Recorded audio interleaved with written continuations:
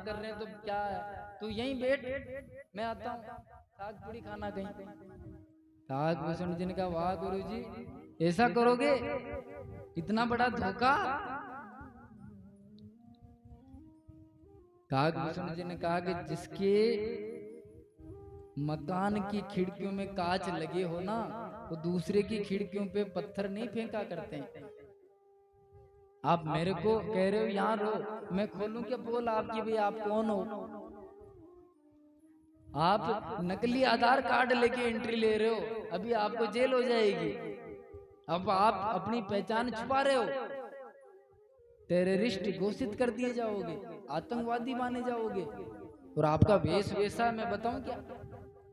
एक तो वहां गए थे आप, बन के ब्रज की नारी, गोकुल में आ गए, वहां भी खुल गया था आपका वेश, यहाँ भी पोल खोलूं? भोलेनाथ ने कहा रुक रुक रुक तो सही, तू इतना गुस्सा क्यों होता है? बात तो छोटी सी मैं बात करता हूँ ना, रुक। काकभूषण जी थोड़ा शीतल हुए। भोलेनाथ ने कहा ये द्वारपाल इधर आ। हाँ बताओ। द्वारपाल से कहा देख बेटा, मैं बुजुर्ग हो गया हूँ, मेरी आंखें कम चलती है, अब मेरे को किसका हाथ देखना, जो छोटे शिशु का, बालक का। भोलेनाथ बोले मेरे को बच्चे की रेखाएं छोटी छोटी होती है, मेरे को नहीं दिखती, मेरी नजरें कम है, इसलिए ये चेला जाना जरूरी है, क्योंकि इसकी नजरें तेज है। द्वारपालों ने कहा कि एंट्री तो एक ही है, लेकिन अब आपकी आंखें कमजोर है, इसकी ठीक है, तो ठीक है आप यहीं बैठो, इसको ले जाता हूँ। काकभूषण जी ने कहा आओ चलो। भोलेनाथ ने कहा ऐसे नहीं। द्वारपाल से कहा अरे तू फंस जाएगा, राजा का मामला है, ये चेला है हमारा, इसको केवल रेखा देखना आता है, उसकी गणना करना, जोड़ बाकी फल तो मैं ही बताता हूँ, ये तो सिखा रहा हूँ, इसको इंजेक्शन नहीं लगा जानता, छोटी मोटी गोलियां दे देता है, ये तो डिस्पेंसरी में साथ में है, सीख रहा है, केवल गोलियां वोलियां दे देता है, इंजेक्शन नहीं लगे, उल्टा सुल्टा अगर तुम्हारे लग गया तो देख ले गांठ हो जाएगी फिर।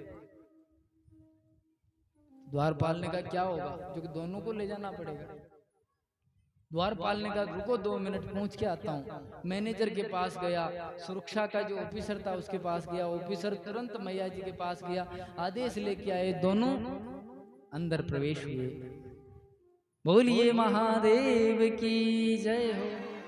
महादेव भगवान राघवेंद्र सरकार जहां पलने में विश्राम कर रहे थे, भोलेनाथ काकभूषण जी के साथ वहां गए। मैया ने, कौशल्या मैया ने, सबने प्रणाम किया, ज्योतिषी जी को बिठाया और ज्योतिषी जी के गोद में लल्ला को रख दिया, राम जी को रख दिया। जैसे ही राम जी का स्पर्श पाया, भोलेनाथ की तो भाव समाधि लग गई। भगवान का स्पर्श पाते ही भोलेनाथ तो समाधि लग गई, बस आंखें बंद कर ली। भोलेनाथ की समाधि कितनी लगती है पता आपको? एक बार तो 87,000 साल की लगी, एक बार कामदेव को भंग करनी पड़ी।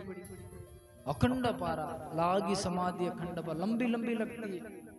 राम जी ने देखा कि बाबा जब दर्शन करने आए हो तो दर्शन करो ना, आंखें बंद करके समाधि क्यों लगाते हो? समाधि लगाने के लिए तो अलग से प्लॉट दे रखा है तुम्हारे को कैलाश। तो खेती बाड़ी करनी है तो खेत में करो, घर की गुआड़ी में थोड़ोगे, आंगन में गलडा बोने से करोड़पति नहीं होगे, वहीं जाके वो खेत में। तो भगवान ने भोलेनाथ की जटा खींची, जैसे जटा खींची भोलेनाथ जगह हाँ हाँ हाँ, कहाँ थे हम? काकभूषण जी ने कहा अभी तो यहीं थे, लेकिन अगर 2-5 मिनट और रुकते तो महल से बाहर फिकवा दिए जाते, और काम क्यों बिगाड़ते हो, चुपचाप दर्शन करो ना। नॉनसेंस है कुछ या नहीं है? अनुशासन समझते हो कि नहीं समझते हो? राजा के महल में हो आप, कैलाश में नहीं बैठे हो। भोलेनाथ ने कहा तो रुक, बात करने दे मेरे को। हाँ क्या बताना है इनका? माँ कौशल्या ने कहा महाराज इनका भाग्य बताइए आप, इनका कैसा जीवन रहेगा।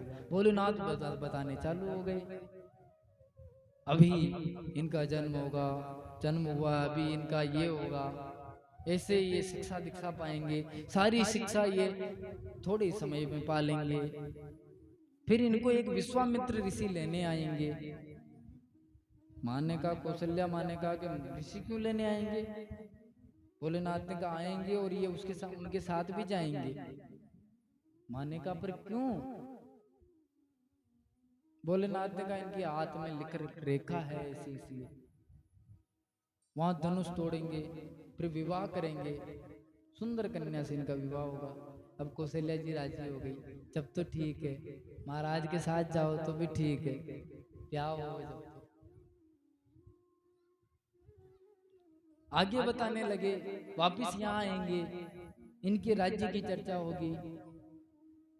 राम जी ने फिर जटा खींची, कहा कि बाबा रुको, आगे की कथा अगर अभी बता दोगे, वनवास वाली लीला अगर अभी बता दोगे तो अभी से ही रोना धोना प्रारंभ हो जाएगा। आगे का मेरा भविष्य मत बताओ अभी, बस यहाँ तक। फिर भोलेनाथ समझ गए। भोलेनाथ ने कहा बस अभी तक यही रेखाएं बनी हैं, उम्र के साथ आगे रेखाएं ग्रोथ करेगी, बढ़ेगी। मैया ने कहा बहुत अच्छी बात है, बाबा को भेंट दी। कहा बाबा मेरे लल्ला के सिर पे हाथ घुमा दो, आशीर्वाद दे दो। भोलेनाथ कहोगे गजब फसाया, बंदऊं बाल रूप सोई राम। मैं तो बालक राम जी मेरे इष्ट देव हैं, बड़े राम जी होते तो फिर भी आशीर्वाद दे देता, ये तो बालक राम है, ये तो मेरे इष्ट देव है। इष्ट देव मतलब अपने फेवरेट देवता, इष्ट देव, इष्ट देव मम बालक राम। भोलेनाथ कह रहे हैं मेरे इष्ट देव बालक स्वरूप के राम जी, आशीर्वाद कैसे दूं? काकभूषण जी ने कहा कि आशीर्वाद जो नहीं दिया तो मैया जाने नहीं देगी आपको। माताओं को बड़ा रहता, हमारे सामने भी छोटे बच्चों को आके झुका देती। अब बच्चा रो रहा है लेकिन फिर भी माता भले मूर्ति को रगड़ देगी पर आशीर्वाद लवाएगी, क्योंकि माँ बालक का भला चाहती है। माँ चाहती है कि ये अच्छा रहे, स्वस्थ रहे, समृद्ध रहे। माँ ने कहा आशीर्वाद तो देना ही पड़ेगा। भोलेनाथ कहो मैं आशीर्वाद कैसे दूं? भोलेनाथ तो उनका चरण लेके स्वयं के यहाँ सिर पे लगा रहे हैं। मैया नहीं मानी, बस जबरदस्ती भोलेनाथ ने आंख बंद करके आशीर्वाद दिया। कहा भगवान क्षमा करना, क्या करूं, दुविधा में फंस गया मैं, प्रेम की दुविधा में। माँ भवानी से कहा हे भवानी, इस प्रकार हमने भी एक बार चोरी करी थी, गुप्त रूप में जाके भगवान के दर्शन किए थे। बोली श्री जुनेश्वर महादेव की। आगे की कथा, भगवान कुछ बड़े हुए, चूड़ाकरण संस्कार हुआ, ऋषि वशिष्ठ ऋषि जी महल में पधारे और भगवान का चारों लल्लाओं का नामकरण कर रहे हैं। अब नाम निकाल रहे हैं। जो आनंद सिंधु सुख राशि, जो आनंद सिंधु सुख राशि, सी करते त्रिलोक सुपासी। लोक सुपासी, सो सुख धाम राम अस नामा। सो सुख धाम राम अस नामा। अखिल लोक दायक विश्राम।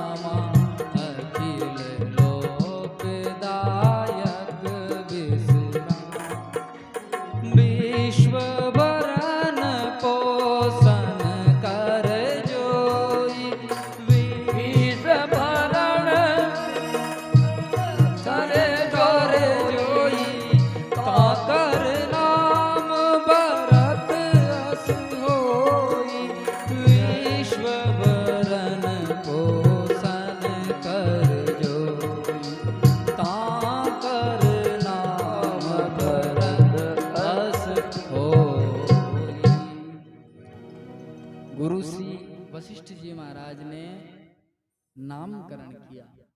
जो बड़े लाला थे सो सुख धाम राम अस नामा। जो सुख के धाम है, क्या धाम है? मंगल के घर है, मंगल भवन। सो सुख धाम आनंद के धाम है। राम जी का स्वरूप देखो आप, कितना आनंद का स्वरूप है। जो आनंद सिंधु सुख राशि, जो आनंद के समुद्र हैं। आनंद, एक तो लोटे जितना आनंद, एक तालाब जितना। गोस्वामी तुलसीदास जी महाराज कह रहे हैं कि आनंद का सिंधु समुद्र। जो आनंद सिंधु सुख राशि सी करते, उस समुद्र जितने आनंद में से अपने कितना है? सीकर। सीकर मतलब होता है एक छोटी बूंद उंगली पे रख के ऐसे देना, जितने छींटे लगे उसका 100वां हिस्सा। इतने से आनंद से सीकर थे त्रिलोक सुपासी। इतना सा आनंद पूरे जगत में, 3 लोक में। सो सुख धाम, सो सुख धाम रामस नामा। सो सुख धाम रामस नामा। अखिल लोक दायक विश्राम। बड़े वालों का नाम श्री राम रखा है। बोलिए रामचंद्र भगवान की जय हो। दूसरे कुमार हैं जिनका नाम विश्व भरण पोषण कर जोई। जो पूरे विश्व का भरण पोषण करेंगे। भरण पोषण कौन सा? भरण पोषण एक तो होता है पेट का, तन का भरण। एक होता भरण पोषण मन का। एक भरण पोषण होता है मन का, आध्यात्मिकता का, प्रेम का, भगवान के प्रेम का।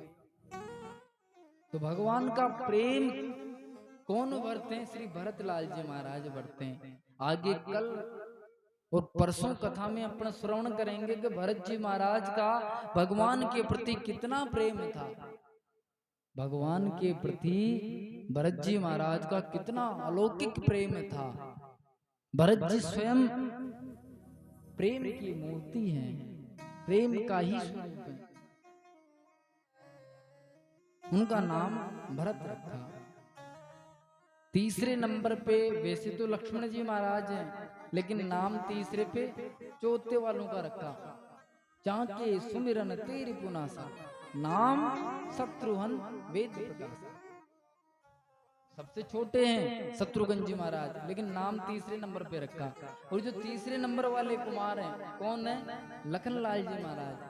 लक्षण धाम राम प्रिय सकल जगत आधार। गुरु वशिष्ठ तेहि राखा लक्ष्मण नाम उदार। किसी ने गोस्वामी जी से पूछा कि 2 का नाम तो नंबर वाइज है, लेकिन लक्ष्मण जी का नाम तीसरे नंबर पे आना चाहिए था, जो चौथे पे क्यों रखा? इनका तीसरे नंबर पे निकालते। गोस्वामी जी बोले क्योंकि लक्षण धाम है राम प्रिय सकल जगत आधार। धरती किन पे टिकी हुई है? शेष जी महाराज पे। शेष जी का अवतार कौन है? लक्ष्मण जी महाराज। अब लक्ष्मण जी तो वैसे ही सबसे नीचे ही है, धरती उनके ऊपर है। तो सब फ्री हो जाओ तो लक्ष्मण जी का नंबर आवे। इसलिए लक्षण धाम है राम प्रिय सकल जगत आधार। पूरे जगत का, पृथ्वी का आधार है। अब आधार तो नीचे ही रहता। नीम का बाटा मेड़ा पे लगता है क्या? कहाँ लगता है नीम का पत्थर? नीचे। पूजा कौन से पत्थर की होती है? नीम का पत्थर की।